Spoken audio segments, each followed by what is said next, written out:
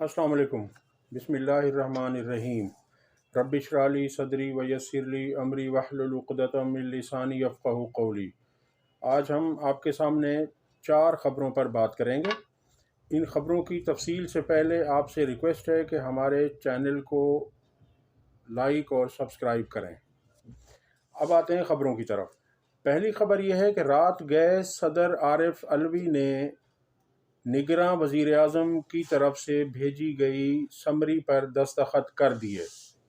تفصیلات کے مطابق صدر عارف علوی نے رات گئے اجلاس کے بارے میں سمری پر دستخط کر دیے۔ نگران وزیر اعظم کی طرف سے بھیجی گئی سمری پر دستخط کرتے ہوئے صدر عارف علوی نے سخت ترین نوٹ بھی لکھا ہے۔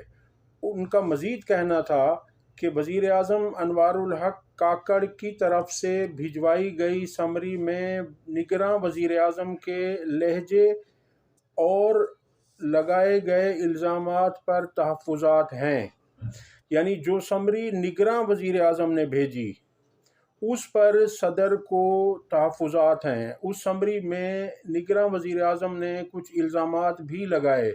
اب یہاں دیکھیے کہ ہے کیا کہ وہ نگراں وزیر اعظم ہیں جن کی کوئی حیثیت نہیں ہے، ان کا صرف کام ہے کہ وہ 90 دن میں الیکشن کروائیں اور خاموشی سے گھر چلے جائیں، جبکہ صدر مملکت منتخب شدہ ہیں، انہیں ووٹس دیے ہیں پورے پاکستان کی قومی اور صوبائی اسمبلی کے ممبران نے۔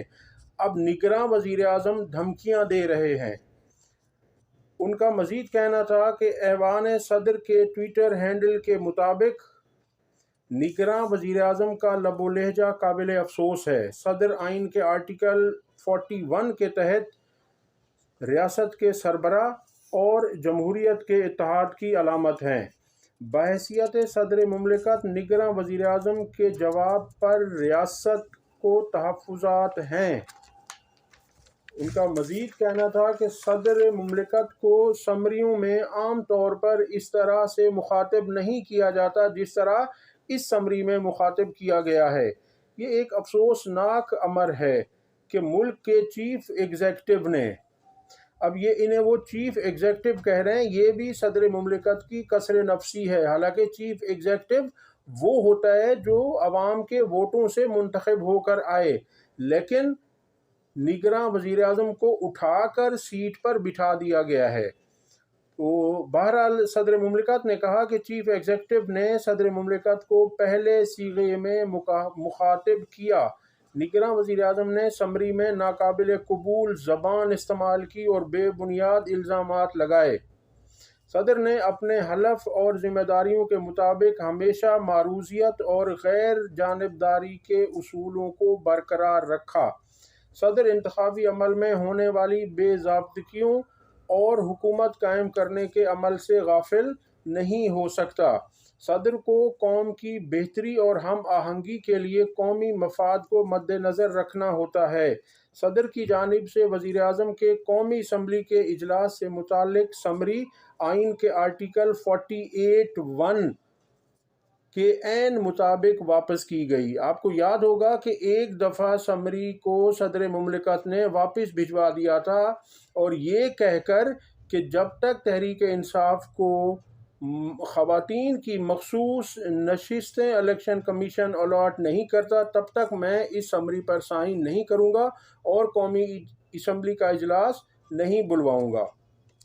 ان کا مزید کہنا تھا کہ میرا مقصد آئین کے آرٹیکل 51 کے تحت قومی اسمبلی کی تکمیل تھا، مگر میرے عمل کو جانبدار عمل کے طور پر لیا گیا۔ قرارداد مقاصد کے مطابق عوام کو اپنے ملک کے ایگزیکٹو فیصلوں میں سے حصہ لینے سے محروم نہیں کیا جا سکتا۔ اگلی خبر ہے کہ نواز شریف نے پارلیمانی پارٹی کے اجلاس میں عمران خان کو درس دیا اور انہوں نے پارلیمانی پارٹی کے اجلاس میں گفتگو کرتے ہوئے کہا کہ عمران خان نے بد تہذیبی کا مظاہرہ کیا ہے۔ قوم کو اور قوم کے بچوں کو یہ چیزیں نہ سکھائیں۔ سیاست ضرور کریں لیکن پاکستان اور نظام کو خطرے میں نہ ڈالیں۔ اب یہ نواز شریف فرما رہے ہیں جن کی اپنی تربیت، ان کی اپنی پارٹی کی تربیت آپ کے سامنے میں کچھ ویڈیوز رکھنے جا رہا ہوں، آپ دیکھیے۔ اور یہ وہ نواز شریف ہیں جو خود محترمہ بے نظیر بھٹو شہید کے متعلق کیا سے کیا کہتے رہے۔ اب اس پہ ایک شعر یاد آ رہا ہے کہ آپ بھی اپنی اداؤں پہ ذرا غور کریں، آپ بھی اپنی اداؤں پہ ذرا غور کریں، ہم اگر عرض کریں گے تو شکایت ہوگی۔ وہ مزید کہتے ہیں کہ کچھ ایسے لوگ ہیں جن کی ذہنیت کی آج تک مجھے سمجھ نہیں آئی، یہ دھاندلی اور 35 پنچر کا شور کرتے رہے۔ سیاست ضرور کریں لیکن پاکستان اور نظام کو خطرے میں نہ ڈالیں۔ نواز شریف اور ان کی جماعت کے اکثر لوگ یہ الزام عمران خان اور ان کی جماعت پر لگاتے ہیں کہ انہوں نے نوجوانوں کو گالی سکھائی۔ عمران خان کی زبان بھی گندی ہے، یہ نواز شریف کہہ رہے ہیں۔ اب آپ ذرا سن لیجئے کہ نواز شریف کی اور ان کی پارٹی کے لوگوں کی کتنی گندی زبان ہے عمران خان اور ان کی پارٹی کے متعلق، یہ سنیے۔ کم از کم اور نہیں تو قوم کو تو یہ چیزیں نہ سکھاؤ، یہ قوم کے بچوں کو تو یہ چیزیں نہ سکھاؤ، ان کو تو بدتمیزی نہ سکھاؤ ان کو۔